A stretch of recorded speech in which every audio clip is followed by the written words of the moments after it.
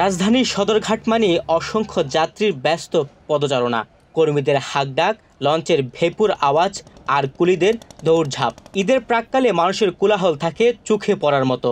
তবে দিন যাচ্ছে আর সে চিত্র যেন বদলে যাচ্ছে।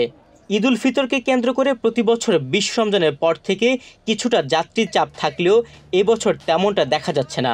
মূলত সদরঘাটে দক্ষিণের পথে যাত্রী নেই।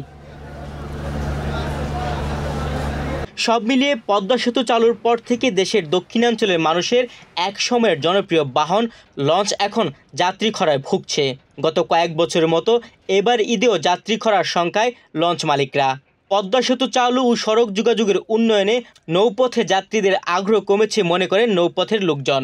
সে সঙ্গে দক্ষিণের পথে নৌযান কমেছে আগের চেয়ে অর্ধেকের কম। অব্যাহত লোকসানের মুখে অনেকেই লঞ্চ বিক্রি করেছেন শেড দরে। ব্যবসায়ীরা বলছেন, পদ্মা সেতু চালুর পর দক্ষিণের যোগাযোগে রীতিমতো বিপ্লব ঘটেছে। অল্প সময়ে সড়কপথে বাড়ি পৌঁছাতে পারেন যাত্রীরা, তাই নৌপথের যাত্রী খরা। তবে ঈদ মৌসুমে কিছু যাত্রী দিয়ে কোনো রকম টিকে ছিল লঞ্চ ব্যবসা। গত বছর ঈদেও এই ধারা অব্যাহত ছিল।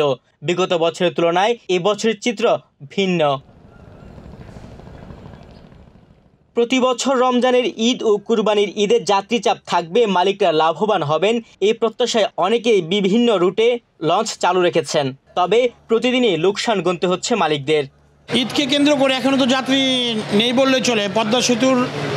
পদ্মা সেতু হওয়ার পরে নানা রকমে নদীপথে যাত্রা বিলুপ হয়ে গিয়েছে এবং যাত্রীর সংখ্যা একেবারেই কমে গিয়েছে। ঈদ উপলক্ষে ঈদ উদযাপনের জন্য ঈদ যাত্রার জন্য ঘরমুখ যে যাত্রীগুলা, যে উপচে পড়া ভিড়, আগে যে চিত্রটা ছিল এখন তো আর সেই চিত্রটা নেই।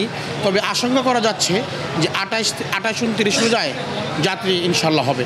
ঢাকা চাঁদপুর রুটের এক লঞ্চ ম্যানেজার জানিয়েছেন, প্রতিদিনই তাদের আয়ের চেয়ে ব্যয় বেশি হচ্ছে। চাঁদপুর থেকে ছেড়ে ৯:৩০ এ পর্যন্ত কোনো আমরা লোকসান ছাড়া কোনো উপায় নেই। জাহাজ চালিয়ে রাখতে আছি যাত্রীদের সুবিধার জন্য, যাতে কষ্ট ভোগ না করতে।